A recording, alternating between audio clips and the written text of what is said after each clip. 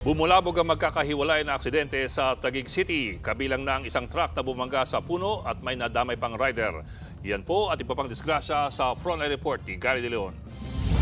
Ay, nabangga ng truck. Bumangga sa puno ang truck na yan sa C5 Road sa Barangay Pinagsama, Taguig City. Sa service road naman sa ibaba, bulagta at walang malay ang isang babaeng rider.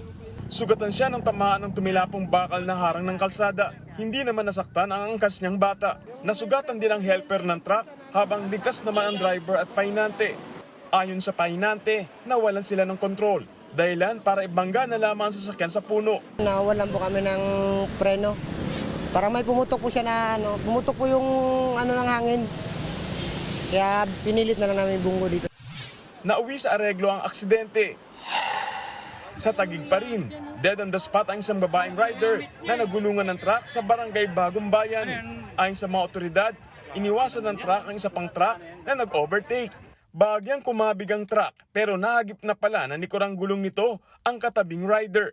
Naka-helmet ang rider ngunit hindi ito umubra sa bigat ng truck. Hawak na ng mga pulis ang truck driver.